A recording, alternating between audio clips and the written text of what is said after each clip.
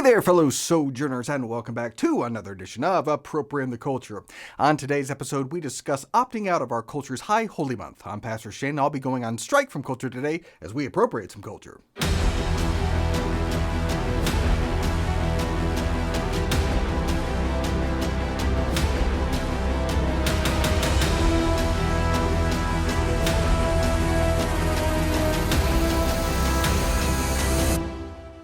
So it's that time of year again, the most sacred month of the secular liturgical calendar, in which the purportedly most marginalized members of our society are relentlessly and indefatigably championed by every major sphere of influence in our culture, from state and federal government, to academia, to big tech, to art and entertainment, and of course corporate America, as every major corporation is champing at the bit to show their solidarity with sin. Just like with Christmas, these corporations can't seem to contain their excitement, and Pride Month encroaches earlier and earlier.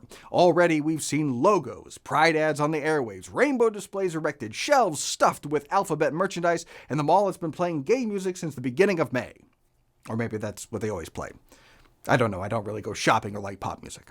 But unlike Christmas, it's not entirely clear Pride Month is actually lucrative for corporations. For instance, Target recently made the odd and purely business decision to sell tuck-friendly swimwear as part of their extensive Pride collection. Let's take a look. This is a special swimsuit. It is invented for tucking. Live, laugh, lesbian. Are they amoebas? These don't even look like people. Queer. This right here. These are baby clothes. A pride parade. You got a little pride skirt for your kid. Super queer. It's like a superpower. Honestly, Target, what is going on? This is pretty disgusting. A whole collection for pride. The tucking bathing suit, though. This is something new. I have yet to see a bathing suit that is for tucking. I don't see what the big deal is. This is just capitalism. This is basic supply and demand economics. There are literally dozens of people who are looking to stuff their male parts into ladies' swimwear. Target is going to sell tens of units. That's just a private company engaging in free market capitalism, baby. Meanwhile, Adidas launched their new line of women's swimwear with a dude. And that's just good business sense, because the problem with women's swimwear being for women is that it eliminates half the market. Disney, too, is on the cutting edge of capitalism, hiring a mustachioed man in a dress to open a whole new world of fashion to the youngsters. So my name's Nick. I'm one of Fairy Godmother's apprentices. I'm here to shop you around and make all your selections for the day. The simple fact is you can sell more dresses if you open them up to men. It just makes sense. But of course, many people are saying bippity-boppity-boo to these purely business decisions, and following a very successful and continuing boycott of Bud Light, there are many more rallying cries to boycott. Target took the most ire as the boycott rattled investors enough that it lost $10 billion in market value, and the backlash was enough that Target downsized its Pride display, relocated some displays to be less prominent, and removed certain items from sale, like so. Guys, this is wild. There used to be a massive, in-your-face display right here, just a couple of steps into the store, right? So there's the entrance. Here's where the display was. This is also happens to be the children's section, right? You can see all the kids' clothing and apparel and stuff. Now that entire display is gone. So apparently that memo was read. The memo specifically said you got to move those child mannequins back to the children's section, and they gone. The satanic designer is gone. This is the Satanist. Who designed that? The guy who's like an open Satanist. His stuff is now officially evaporated. Baby items now are gone. So now you can't find the baby bibs, you can't find any of the children's clothes. I mean, you got little baby stuff here. And they've taken away some of the groomer books. Agenda there. No agenda here. Here we go. Again, that's the kids section. Right here was a book that was like a coloring book that showed super hyper sexual relationships between adults. Not sure why that would be appropriate for kids to color. But that drew the ire of the Alphabet Gang as there was backlash to the backlash. Governor Lizardperson tweeted, CEO of Target Brian Cornell selling out the LGBTQ+ community to extremists is a real profile in courage. This isn't just a couple stores in the South. There is a systematic attack on the gay community happening across the country. Wake up, America. This doesn't stop here. You're black, you're Asian, you're Jewish, you're a woman, you're next. And if that's not hyperbolic enough, on MSNBC, the Target boycott was literally called literal terrorism.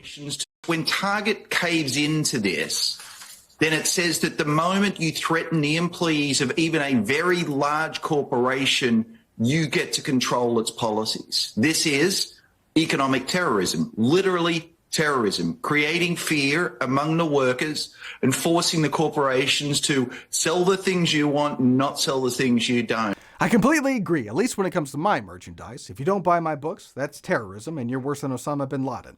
But speaking of actual terrorism, Target is claiming that they've received bomb threats in several states from people upset by the LGBTQIA merchandise being moved to the back of the store.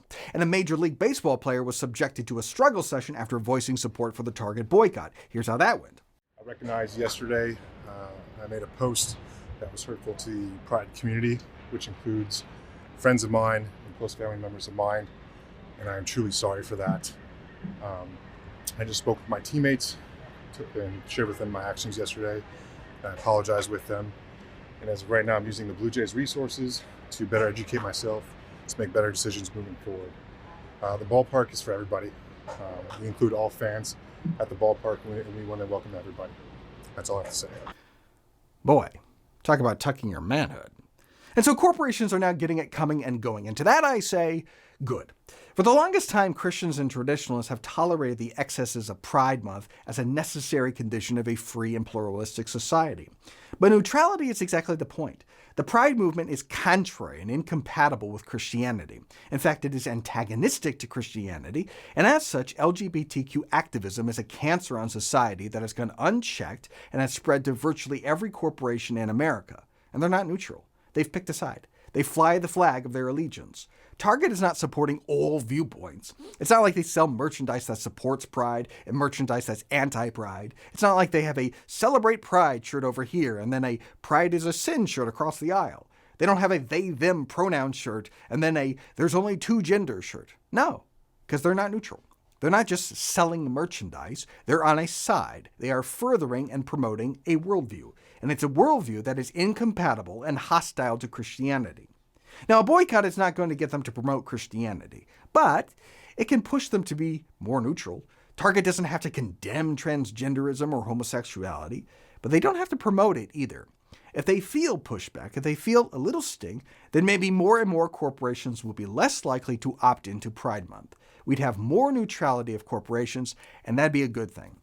Now, how do you actually effectively boycott something that is so ubiquitous? I'm not going to Target anymore. I'm going to Walmart. Yeah. All right, not Walmart. I'm going to Costco. So how do you effectively boycott something that is everywhere? Well, you can pick and choose targets, no pun intended. It's not as though Miller or Coors haven't done things that are LGBTQ friendly. They have. They're not better than Bud Light, but Bud Light stepped in it. They were made an example of, and that has a chilling effect on the competitors. Beer brands are probably less likely now to engage in Pride promotions. So you don't have to go after all, just strategically. And that can work. But here's what I'm doing, and you're welcome to join in. I'm boycotting Pride Month. Just a month. I'm canceling my monthly subscriptions. I'm not buying anything. I'm not dining out. I'm getting gas and groceries from the least woke places I can find, and that's it. The month of June for me will be a boycott of corporate America and instead will be dedicated to prayer, which I think will be a good thing, even if it's not effective in some grander way. And if enough people boycott the month of June, maybe it will be a reminder of corporations of our market share. But I also think we need to be trained in this. Our lives as Christians are very comfortable and very convenient, and we can just get rocked to sleep by the culture. We need a splash of cold water sometimes. And if we actually start removing things from our lives, we might find that, I don't miss that. And what starts as a simple 1-month ban can bleed over into months or years or maybe a real boycott. So many of these corporations are betting on inertia.